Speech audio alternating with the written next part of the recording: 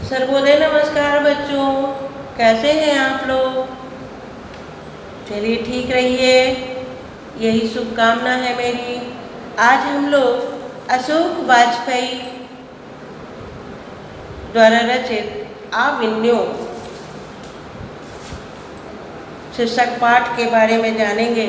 सबसे पहले लेखक के बारे में जान लें। अशोक वाजपेयी का जन्म 16 जनवरी 1941 ईस्वी में दुर्ग छत्तीसगढ़ में हुआ था, किंतु उनका मूल निवास सागर मध्य प्रदेश है। उनकी माता का नाम निर्मला देवी और पिता का नाम परमानंद वाजपेयी है।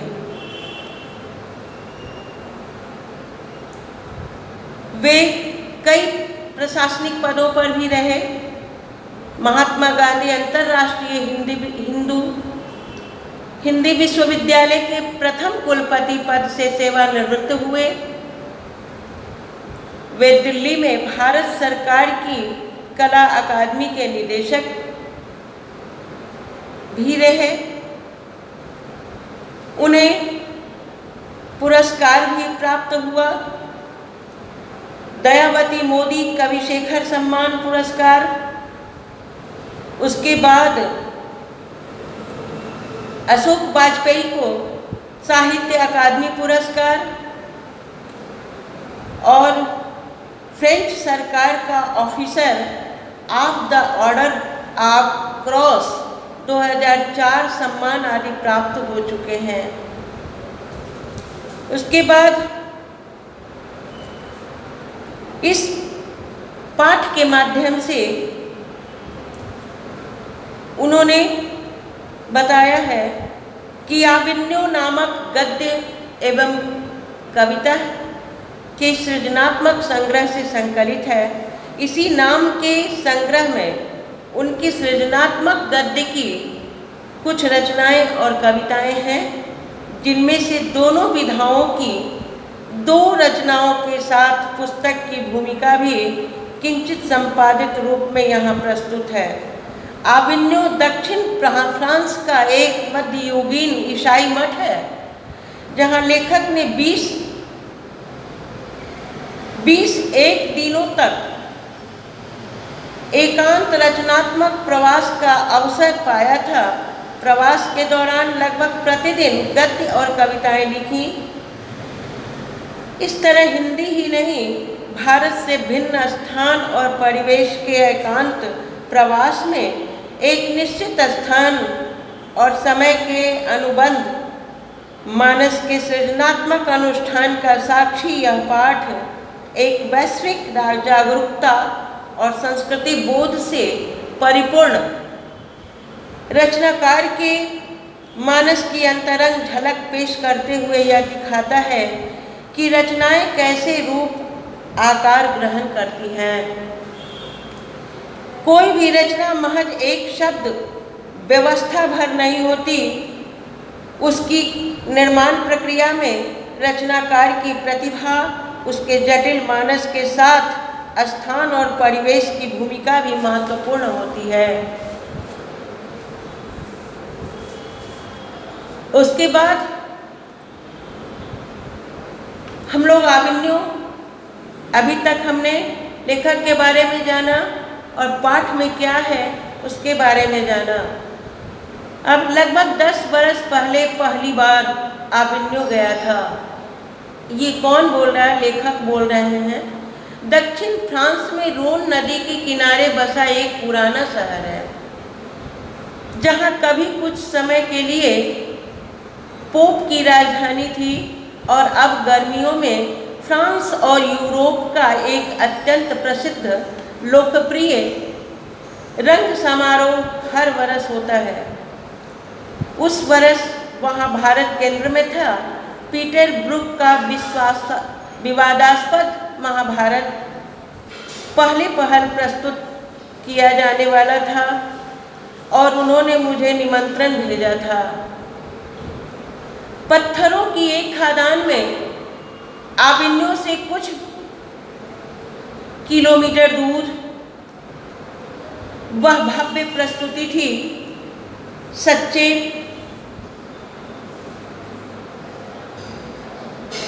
अर्थों में महाकाव्यात्मक कुछ दिनों वहाँ ठहरा था। कुमार गंधर्व आए थे और उन्होंने एक आर्क बिशप के पुराने आवास के बड़े से आंगन में गाया था।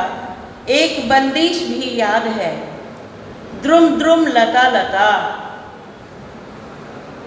इस समारोह के दौरान वहाँ के अनेक चर्च और पुराने स्थान रंगस्थलियों में बदल जाते हैं। द्रुम द्रुम लता लता शब्द आपके पास अभी आया है, इसके बारे में क्या है? द्रुम द्रुम का मतलब पेड़ पौधा, द्रुम द्रुम का मतलब पेड़ पौधा। रोन नदी की दूसरी ओर आबिन्यो का एक और हिस्सा है जो लगभग स्वतंत्र है। नाम है विल्नव ल आबिन्यो, अर्थात आबिन्यो का नया गांव या शायद कहना चाहिए नई बस्ती। वहाँ दरअसल फ्रेंच शासकों ने पोप की गतिविधियों पर नज़र रखने के लिए किला बनवाया था। उसी में कार्थूसियन संप्रदाय का एक ईसाई मठ बनाया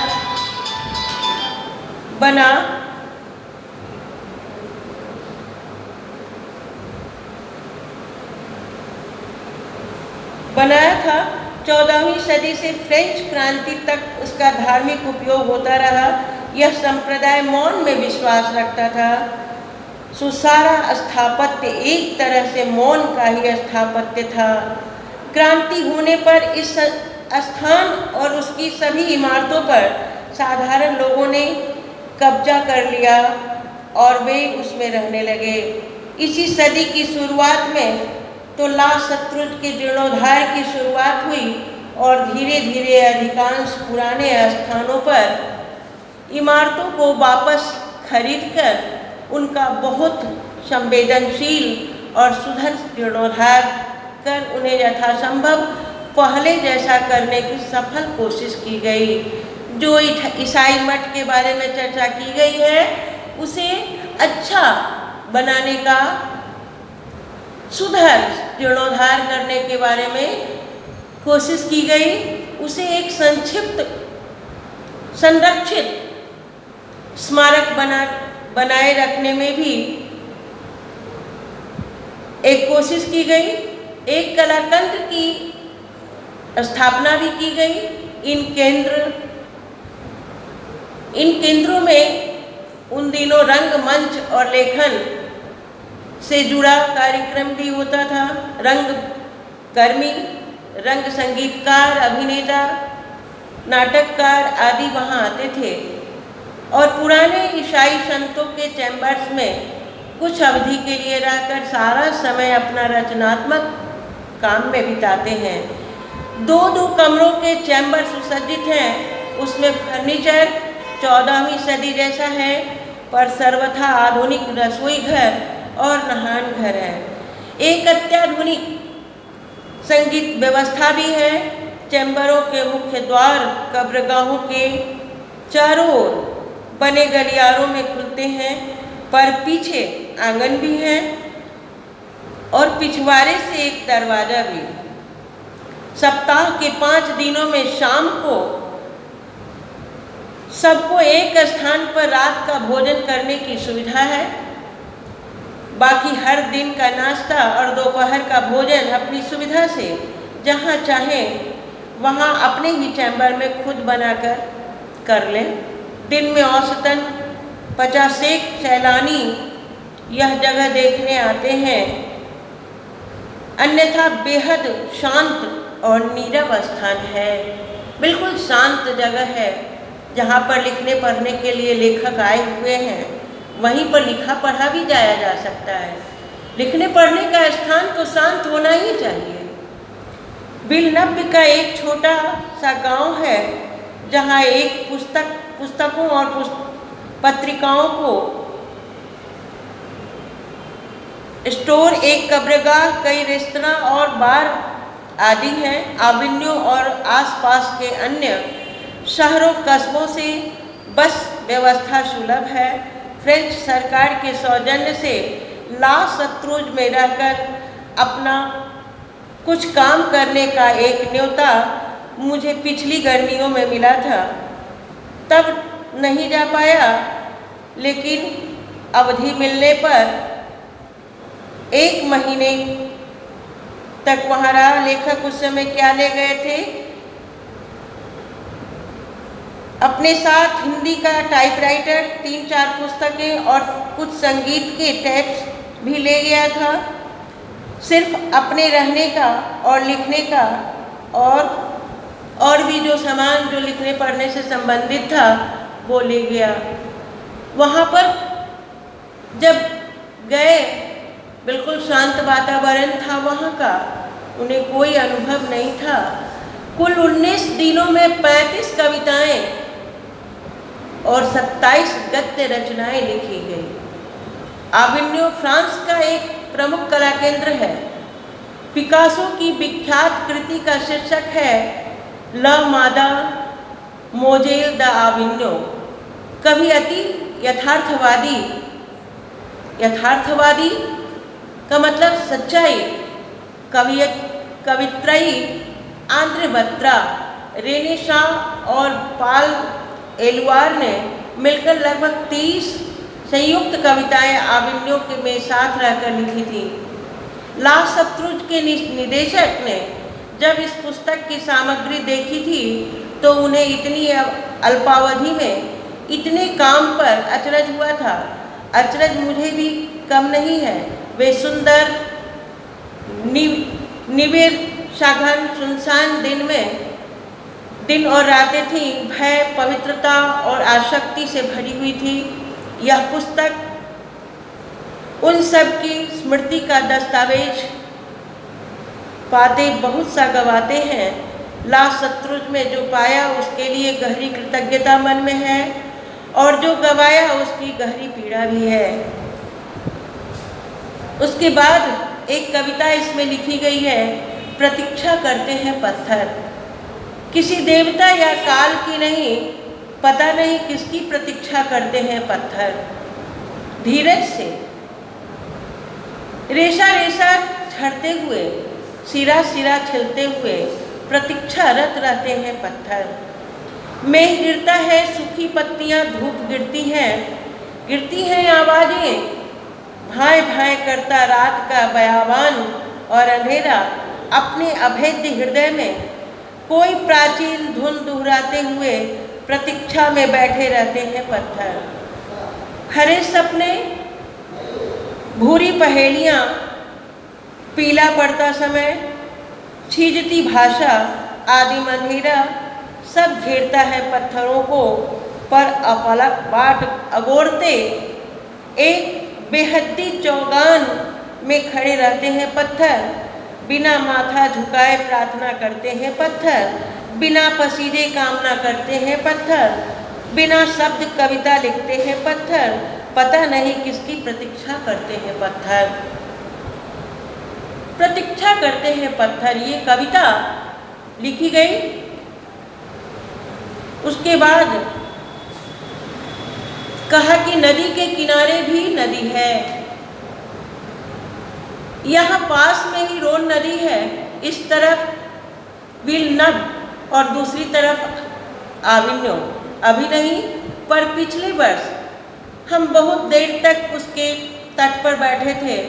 अगर जल प्रवाह को एकटक देखते रहो तो तट पर बैठे तो कई बार लगता है कि जल स्थिर है और तट ही बह रहा है।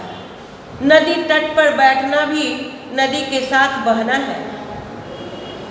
कई बार नदी स्थिर होती है, हम तट पर बैठे रहते हैं। नदी के पास होना नदी होना है। विनोद कुमार शुक्ल अपनी एक कविता में नदी चेहरा लोगों से मिलने जाने की बात करते हैं। शायद सिर्फ नदी किनारे रहने वाले ही नदी चेहरा नहीं हो पाते। हम जो कभी कभार अपने थोड़ी देर के लिए नदी के किनारे जा बैठे पाते हैं, हम भी कुछ देर के लिए सही नदी चेहरा हो जाते हैं। किसी नदी किसी को अनदेखा नहीं करती, नदी किसी को अनदेखा नहीं करती, वह सबको भिगोती है, अपने साथ करती है। थोड़ी सी देर के लिए भी गए नदी की बिरादरी में शामिल हो जाते हैं। नदी के समान ही कविता सदियों से हमारे साथ रही है। उसमें न जाने कहाँ कहाँ से जल आकर मिलते और विलीन हो जाते हैं। वह सागर में समाहित होती रहती है हर दिन ही, पर उसमें जल का टोटा नहीं पड़ता। कविता में भी न जाने कौन को कैसी कैसी बिंबमालाएं, शब्द भंगिमाएं, जीवन छवियां और प्रतीतियां आकर मिलती और तदाकार होती रहती हैं। इसकी कहने का तात्पर्य क्या है? इसके कहने का तात्पर्य यह है कि नदी के समान मिलते चले जाते हैं। क्या? जब कविता लिखने कोई भी व्यक्ति एकांत में बैठता है तो शब्द अर्थ शब्द में मिलते चले जाते हैं। जरूरत है एकांत में लिखने की, एकांत में समझने की, कहीं खोजने की जरूरत नहीं है। अपने आप लिखने का जब मूड बन जाता है तो शब्द अर्थ शब्द में मिलता चला जाता है। कहा कि न नदी के किनारे नहीं कविता, जैसे जल रिक्त नहीं होती है नदी, वैसे ही कविता शब्द रिक्त नहीं होती। अगर हम खुलेपन से गए हैं तो हम उसकी अभिभूति से बच नहीं सकते। नदी और कविता में हम बरबस ही शामिल हो जाते हैं, नदी की तरह कविता में शामिल हो जाते हैं। जैसे हमारे चेहरों पर नदी की आभा आती है, वैसे ही हमारे चेहरों पर कविता की चमक, निरंतरता, नदी और कविता दोनों में हमारी नश्वरता का अनंत से अभिषेक करती है। एक कविता की पंक्ति है, कैसी तुम नदी हो, उत्तर हो सकता है जैसी तुम कविता हो। यानी कहने का मतलब है कि कविता की तरह, नदी की तरह कविता होती है। जैसे नदी का पानी तट पर बैठे हुए व्यक्ति को लगता है कि तट बह रहा है या पानी बह रहा है, उसी तरह से कविता लिखने के क्रम में सोचना नहीं पड़ता है। व्यक्ति का जब मूड बन जाता है लिखने का तो एकांत में बैठकर वो लिख सकता है। अब हम लोग क्वेश्चन आंसर देखेंगे। आविन्यू क्या है और वह कहाँ अवस्थित है? इसके बारे में लेखक ने बताया है कि आविन्यू दक्षिण फ्रांस का एक मध्ययुगीन मठ है। यह दक्षिण फ्रांस में रोन नदी के किनारे अवस्थित है। क्वेश्चन नंबर 2 है, हर वर्ष आविन्यू में कब और कैसा समारोह हुआ करता था? इसके बारे में लेखक ने बताया है कि आविन्यू में हर वर्ष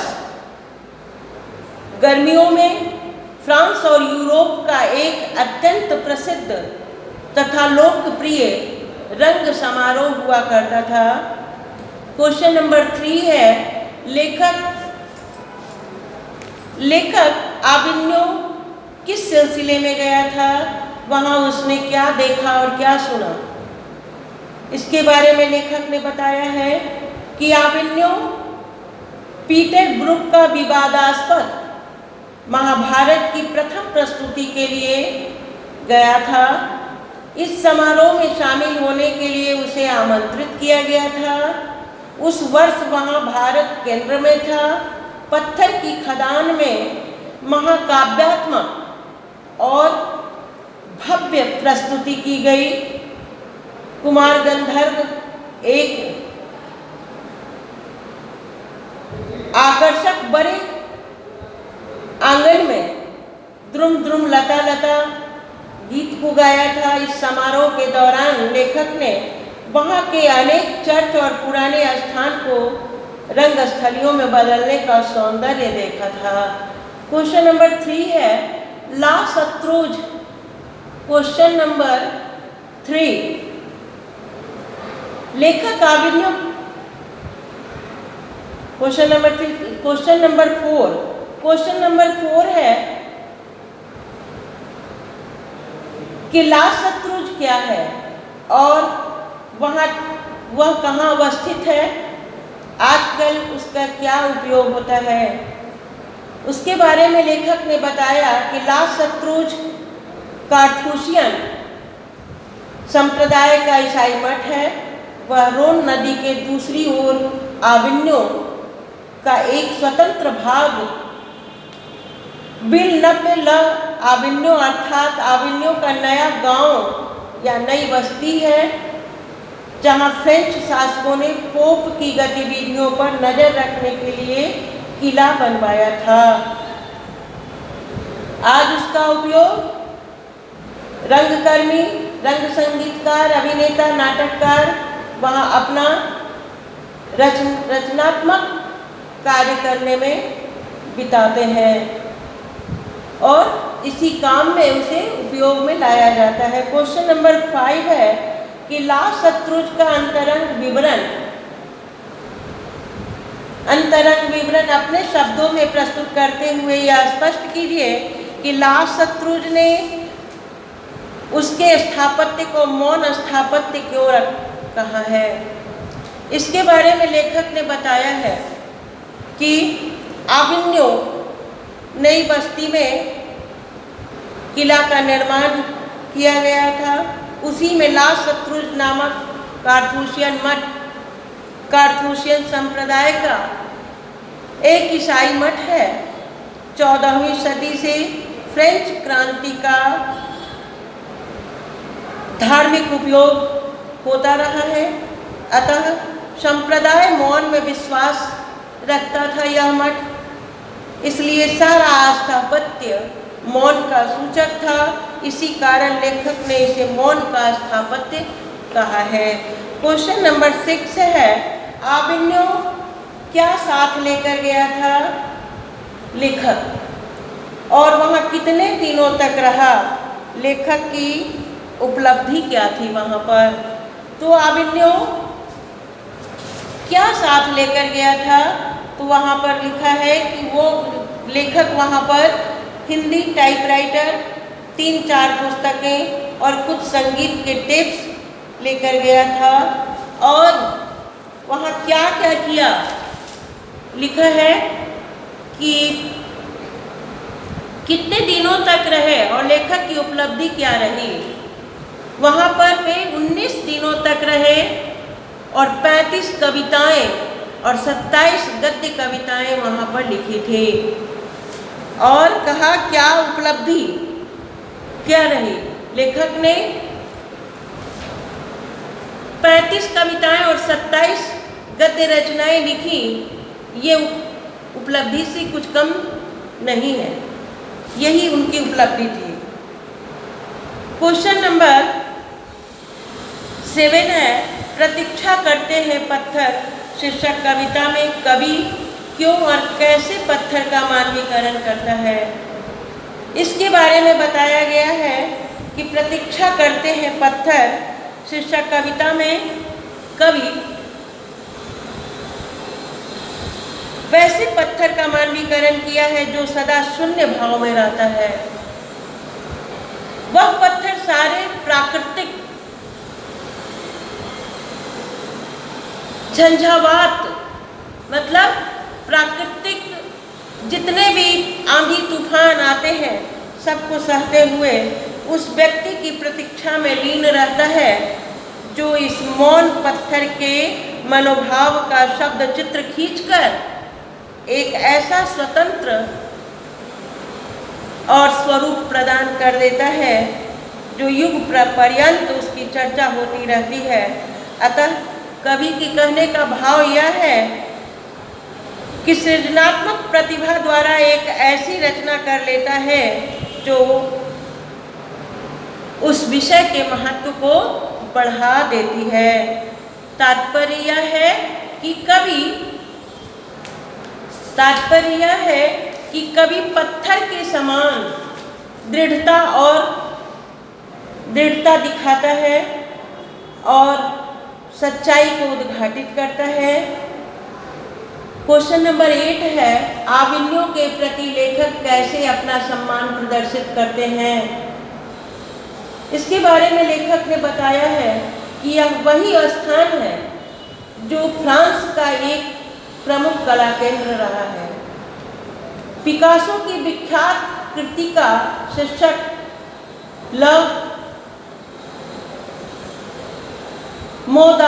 मोजेल द आविन्यो है। यथार्थवादी कवयित्री आंद्रे बात्रा, रेने शाह और पॉल एलुआर ने मिलकर लगभग 30 कविताएं लिखी थी। साथ ही वहाँ के सुंदर सघन सुनसान दिन और रात भर पवित्रता और आसक्ति से युक्त वातावरण के कारण भी इतनी अल्पावधि में इतनी रचनाएं की, यह बहुत बड़ी बात है। क्वेश्चन नंबर 9, मनुष्य जीवन से पत्थर की क्या समानता और विषमता है। इसके बारे में कहा कि लेखक ने बताया है कि पत्थर और मानव के जीवन में समानता रही है। जिस प्रकार पत्थर धूप, पानी, हवा अर्थात सर्दी, गर्मी, प्राकृतिक प्रकोपों को धैर्य के साथ सहता है और मौन बना रहता है, उसी प्रकार मनुष्य को भी आने वाली समस्याओं को धैर्यपूर्वक सहन करना पड़ता है। इन झंझावातों से ना तो पत्थर घबराता है और ना मनुष्य घबराता है, दोनों उसको सहन करते हैं। इस प्रकार पत्थर और मनुष्य में विषमता पाई गई है। पत्थर निर्जीव, गतिहीन, दृढ़ और हमेशा उसी स्थिति में कायम रहता है, जबकि मनुष्य सजीव है, उसमें प्राण है, वो मरणशील है, अनुभवशील है। वह अपनी कल्पनाशील प्रतिभा से पत्थर जैसे जड़ पदार्थ को युग विशेष का प्रतीक बना देता है। अतः पत्थर साधन है लेकिन मनुष्य साधक है। क्वेश्चन नंबर 10 है, इस कविता से आप क्या सीखते हैं। इसके बारे में लेखक ने बताया है कि इस कविता के माध्यम से हमें शिक्षा मिलती है कि पत्थर की तरह हम सदा अपने पथ पर दृढ़ रहें। इसमें कवि ने भी लिखा है और लेखक ने भी लिखा है। कवि ने कविता लिखी है लेकिन चैप्टर तो एक ही है, आविन्यो। उसके बारे में दृढ़ रहना चाहिए, पत्थर की तरह दृढ़ रहना चाहिए, हर परिस्थिति का मुकाबला करना चाहिए, उसमें अडिग नहीं होना है। और क्वेश्चन नंबर 11, नदी के तट पर बैठे हुए लेखक को क्या अनुभव होता है। इसके बारे में लेखक ने बताया है कि नदी के तट पर बैठे हुए ऐसा लगता है मानो जल स्थिर है और तट बह रहा है। लेकिन इस संबंध में लेखक का एक और कहना है कि जल प्रवाह देखकर ऐसा मालूम पड़ता है कि वह उसी में बहता चला जा रहा है, अर्थात विचार मग्न हो जाता है, कुछ विचार करने लगता है।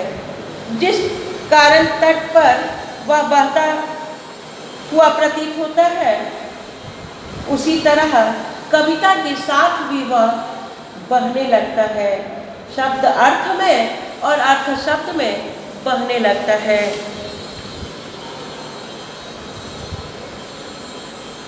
क्वेश्चन नंबर 12, नदी तट पर लेखक को किसकी याद आती है और क्यों। नदी तट पर बैठे हुए लेखक को किसकी याद आती है? इसके बारे में लेखक ने बताया है कि नदी के तट पर लेखक को कविता में नदी का चेहरा मिलने की बात कही गई है और नदी के किनारे रहने वाले ही नदी चेहरा नहीं हो जाते, बल्कि वे सभी नदी चेहरा हो जाते हैं जो नदी के किनारे बैठे रहते हैं। तात्पर्य यह है कि जो कोई नदी के किनारे बैठकर नदी को कलकल छलछल करती धारा की मधुर ध्वनि का आनंद लेता है, वह भावुकतावश कल्पना लोक में विचरण करने लगता है, अर्थात उसके हृदय में अनुभूति की भावना प्रबल होने लगती है। क्वेश्चन नंबर 13, नदी और कविता में लेखक क्या समानता पाता है? इस लेखक ने इसके बारे में बताया है कि कविता सदियों से हमारे साथ रही है। जैसे नदी में न जाने कहाँ कहाँ से जल आकर मिलते हैं, लेकिन विलीन होते रहते हैं तथा सागर में समाहित होते रहते हैं, वैसे ही कविता है। शब्द अर्थ में, अर्थ शब्द में कैसे विलीन होते चले जाते हैं और एक कविता का निर्माण हो जाता है, पता ही नहीं चलता। कहा कि जैसे नदी जल से रिक्त नहीं होती, वैसे कविता भी शब्द से रिक्त नहीं होती है। क्वेश्चन नंबर 14, किसके पास तटस्थ रहना पाना संभव नहीं हो पाता है और क्यों? लेखक ने इसके बारे में बताया है कि नदी तथा कविता के पास तटस्थ रहना और संभव नहीं हो पाता है, क्योंकि व्यक्ति अपने भावुकता और खुलेपन के कारण उसकी अनुभूति अर्थात हृदय में उठ रही भावनाओं से बच नहीं पाता। अतः लेखक के कहने का भाव यह है कि जब किसी को सौंदर्य की अनुभूति होती है, तब वह अनुभव को शब्द के सांचे में ढालकर मूर्त रूप प्रदान कर देता है। शब्द के माध्यम से यह बताना चाहता है कि कविता क्या है, और ठीक उसी तरह नदी रहती है, कहाँ कहाँ से पानी आकर उसमें विलीन हो जाता है, पता ही नहीं चलता। लेकिन उसी तरह शब्द अर्थ में और अर्थ शब्द में आकर मिल जाते हैं, कुछ पता ही नहीं चलता। जरूरत क्या है? एकांत में बैठकर रचना करना, विचार मग्न हो जाना। उसके बाद लेखक के सामने या किसी भी व्यक्ति के सामने कोई दिक्कत महसूस नहीं होगी। एकांतवास, इसको आप लोग लिख लीजिएगा, पूरा वीडियो देखिएगा, आपके समझ में आ जाएगा। सर्वोदय नमस्कार बच्चों।